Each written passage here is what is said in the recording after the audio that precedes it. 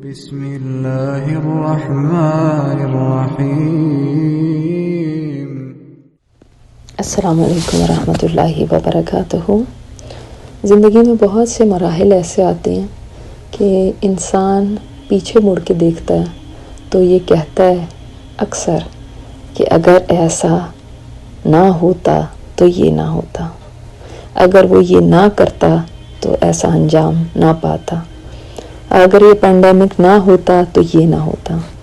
بہت ساری چیزوں پہ اسی طرح ہم ریگریٹ کرتے رہتے ہیں، ہم پچھتاتے رہتے ہیں، افسردہ رہتے ہیں، کیونکہ ہم یہ سمجھتے ہیں کہ شاید چیزوں کے رد و بدل سے، حالات کے بدلنے سے سب چیزیں ٹھیک ہو جانی تھی اور ویسی ہی ہو جانی تھی جیسے ہم چاہتے تھے، لیکن ہم اس بات میں بھول جاتے ہیں کہ اللہ تعالیٰ کی ذات بھی تو ہے۔ یہ آج جو بھی ہوا وہ اس لیے نہیں ہوا کہ یہ ہوا تب ہوا، یہ نہ ہوتا تب یہ نہ ہوتا، نہیں، this was meant to happen، اس نے ایسا ہی ہونا تھا۔ مگر چونکہ ہم اللہ تعالیٰ کے اوپر بھروسہ اس طرح نہیں کرتے اور ہمارا تقدیر پہ اس طرح ایمان نہیں ہوتا، اور شیطان جب ہمیں بار بار ورغلاتا ہے اگر یہ نہ ہوتا تو یہ نہ ہوتا، تو ہم اسی سوچ کے اندر ڈپریشن میں چلے جاتے ہیں۔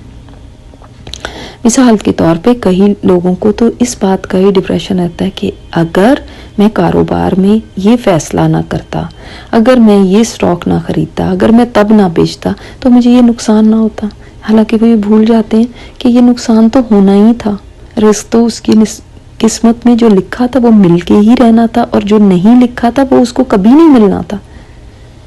مگر ہم یہ ساری باتیں عام روزمرہ زندگی میں کیوں بھول جاتے ہیں اور کیوں شیطان کے بہکاوے میں آ جاتے ہیں؟